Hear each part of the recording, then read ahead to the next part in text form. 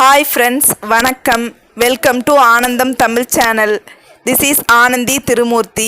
இன்னைக்கு நம்ம பார்க்க போகிறது ஒரு ரெசிபி வீடியோ தான் ஃப்ரெண்ட்ஸ். பாலக் பனீர் கிரேவி வந்து பார்க்க போகிறோம். ஒவ்வொருத்தரும் ஒவ்வொரு மெத்தடில் பண்ணுவாங்க. நான் வந்து எந்த மெத்தடில் பண்ண போகிறேன் அப்படின்னு சொல்லிட்டு பாருங்கள். ரொம்ப ஈஸியாக செஞ்சு முடிச்சிடலாம் ஃப்ரெண்ட்ஸ். இதை வீடியோக்குள்ளே போகலாம் வாங்க. வீடியோக்குள்ளே போகிறதுக்கு முன்னாடி நம்ம சேனலில் இதுதான் நீங்கள் ஃபஸ்ட் டைம் வாட்ச் பண்ணுறீங்கன்னா மறக்காமல் நம்ம ஆனந்தம் தமிழ் சேனலை சப்ஸ்கிரைப் பண்ணி பக்கத்துலேயே இருக்கிற பெல் பட்டனையும் சேர்த்து ப்ரெஸ் பண்ணிக்கோங்க. அப்போ தான் என்னோடய புது வீடியோஸ் எல்லாத்தையும் உங்களால் மிஸ் பண்ணாமல் பார்க்க முடியும் ஃப்ரெண்ட்ஸ். ஃபஸ்ட்டு வந்து பாலக் வந்து ஒரு கட்டு எடுத்துருக்கிறேன் ஃப்ரெண்ட்ஸ். 1 கிலோ இது சுத்தம் பண்ணால் அதில் பாதி வந்து வேஸ்டேஜ் போயிடும். அதுக்கப்புறம் இவ்வளோ தான் இருக்கும். அதை வந்து ஒரு 4-5 டைம் வந்து வாட்டரில் நல்லா மண் இல்லாமல் க்ளீன் பண்ணிவிட்டு வச்சுருக்கிறேன் ஃப்ரெண்ட்ஸ். அதுக்கப்புறம் பார்த்திங்கன்னா அதை குக்கரில் போட்டுட்டு தேவையான அளவுக்கு பச்சை மிளகா, உங்களுக்கு காரம் எவ்வளோ வேணுமோ அந்தளவுக்கு நீங்கள் போட்டுக்கலாம். நான் வந்து ஒரு 3 பச்சை மிளகா போடுறேன் ஃப்ரெண்ட்ஸ். தண்ணி வந்து அளவாக விட்டுக்கலாம் ஃப்ரெண்ட்ஸ். நிறைய தண்ணி விடக்கூடாது, கீரையிலேயே தண்ணி இருக்கும். அதனால் நான் அளவாக கொஞ்சமாக தண்ணி ஊற்றிக்கிறேன். ஊற்றிட்டு குக்கரை க்ளோஸ் பண்ணி வச்சுட்டு 2 விசில் வந்து விடணும் ஃப்ரெண்ட்ஸ். 2 விசில் வந்த பின்னாடி பார்த்தீங்கன்னா கொஞ்சம் ஆற விட்டுட்டு ஃப்ரெண்ட்ஸ் மிக்ஸி ஜாரில் போட்டு நல்லா பேஸ்ட் பண்ணி எடுத்துக்கோங்க ஃப்ரெண்ட்ஸ். தண்ணி நிறைய ஊற்ற வேண்டாம் ஃப்ரெண்ட்ஸ், அப்படியே வந்து அரைச்சா போதுங்க.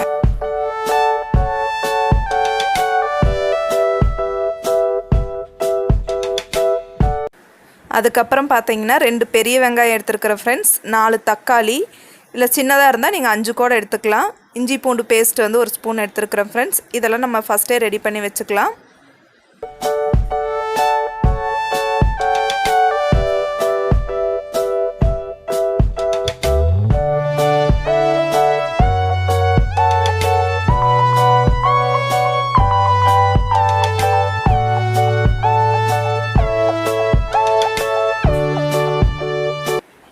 பனீர் வந்து 200 கிராம் இல்லை 250 கிராம் எடுத்தால் வந்து சரியாக இருக்கும் ஃப்ரெண்ட்ஸ்.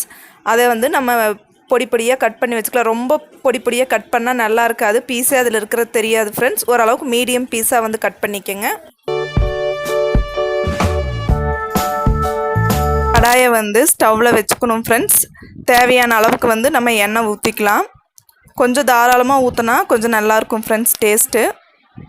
அதுக்கப்புறம் பார்த்தீங்கன்னா பட்டை, கிராம்பு, சோம்பு, அது வந்து ஃப்ளேவர் எனக்கு பிடிக்கும், அதுக்காக வந்து போடுறேன். இல்லைன்னா நீங்கள் அதை ஸ்கிப் பண்ணிக்கலாம்.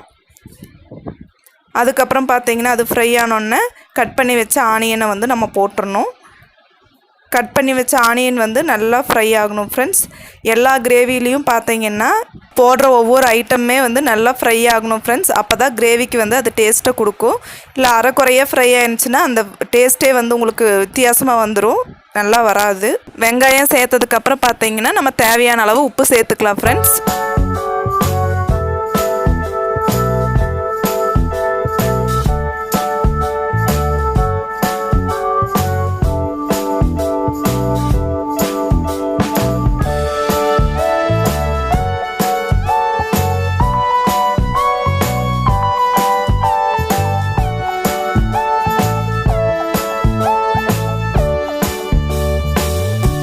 வெங்காயம் வந்து இப்போ நல்லா ஃப்ரை ஆகிடுச்சு ஃப்ரெண்ட்ஸ். இப்போ வந்து நம்ம இஞ்சி பூண்டு பேஸ்ட்டு வந்து சேர்த்துக்கலாம். இஞ்சி பூண்டு பேஸ்ட் வந்து சேர்த்துட்டு அதுவும் பார்த்திங்கன்னா ஒரு 2 மினிட்ஸ் நல்லா ஃப்ரை ஆகட்டும். அதுக்கப்புறம் வந்து நம்ம கட் பண்ணி வச்ச தக்காளி வந்து இதில் சேர்த்துக்கலாம். கட் பண்ணியும் சேர்த்துக்கலாம் ஃப்ரெண்ட்ஸ். நீங்கள் அரைச்சும் போட்டுக்கலாம். அரைச்சி போட்டோம்னா நம்மளுக்கு கிரேவி கொஞ்சம் ஜாஸ்தியாக கிடைக்கும். அரைச்சி வச்ச தக்காளி கிரேவியை ஊற்றிட்டு ஃப்ரெண்ட்ஸ் கொஞ்சம் நேரம் வந்து மூடி வைக்கணும். ஓரளவுக்கு பாதி ஃப்ரை ஆகணும். பாதி ஃப்ரை ஆனதுக்கப்புறம் பார்த்தீங்கன்னா அதில் தேவையான மசாலாத்தூள் வந்து நம்ம சேர்த்துக்கலாம். மஞ்சத்தூள் கொஞ்சம், மிளகாத்தூள் வந்து ஆப்ஷனல் ஃப்ரெண்ட்ஸ். இதில் சேர்த்திங்கன்னா கலர் மாறும், பட் எனக்கு டேஸ்ட் பிடிக்கும் அப்படிங்கிறனால நான் கொஞ்சம் சேர்த்துக்கிறேன். அதுக்கப்புறம் மல்லித்தூள், கொஞ்சம் ஜீரகத்தூள், இதையெல்லாம் சேர்த்துட்டு ஃப்ரெண்ட்ஸ் நல்லா ஃப்ரை பண்ணணும் மூடி வச்சுட்டு. அது ஆயில் பார்த்திங்கன்னா மேலே மிதந்து வரும், அந்த அளவுக்கு வந்து நல்லா ஃப்ரை ஆயிடணும். ஃப்ரை ஆனதுக்கப்புறம் நம்ம அரைச்சி வச்சுருக்கிற பாலக் கிரேவியை வந்து இதில் சேர்த்துடலாம் ஃப்ரெண்ட்ஸ். அது ஆல்ரெடி வெந்திருக்கிறனால ரொம்ப வேகணும்னு சொல்லிட்டு அவசியம் கிடையாது. ஊற்றிட்டு ஒரு 2 மினிட்ஸ் வந்து நம்ம க்ளோஸ் பண்ணி வச்சிடலாம். கன்சிஸ்டன்சி பார்த்துட்டு நீங்கள் எந்த அளவுக்கு தண்ணி வேணுமோ லைட்டாக சேர்த்துக்கலாம் ஃப்ரெண்ட்ஸ். ஏன்னா ஒவ்வொருத்தருக்கும் ரொம்ப திக்காக கிரேவி பிடிக்கும், ஒவ்வொருத்தருக்கு வந்து ரொம்ப லிக்விடாக இருந்தால் பிடிக்கும். அவங்கவுங்களுக்கு தேவையான மாதிரி சேர்த்துக்கலாம் ஃப்ரெண்ட்ஸ். அதுக்கப்புறம் பார்த்திங்கன்னா நம்ம கட் பண்ணி வச்சுருக்கிற பனீரை வந்து நம்ம அதில் சேர்த்துடலாம்.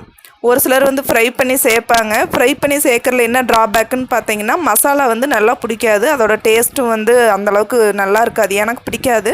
உங்களுக்கு விருப்பமாக இருந்தால் நீங்கள் ஃப்ரை பண்ணி கூட சேர்த்துக்கலாம். நான் வந்து அப்படியே தான் போடுறேன் ஃப்ரெண்ட்ஸ்.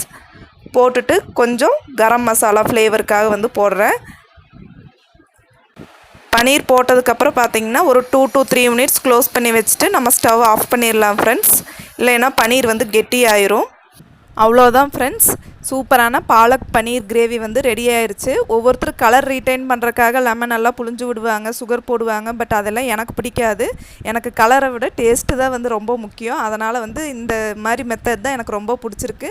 நீங்களும் ட்ரை பண்ணி பாருங்க ஃப்ரெண்ட்ஸ். இந்த வீடியோ உங்களுக்கு பிடிச்சிருந்தா மறக்காமல் லைக் பண்ணி ஷேர் பண்ணுங்கள். தேங்க்யூ ஃபார் வாட்சிங் ஆனந்தம் தமிழ் சேனல். நெக்ஸ்ட் இன்ட்ரெஸ்டிங் வீடியோவோட உங்களை மீட் பண்ணுறேன் ஃப்ரெண்ட்ஸ். பாய்.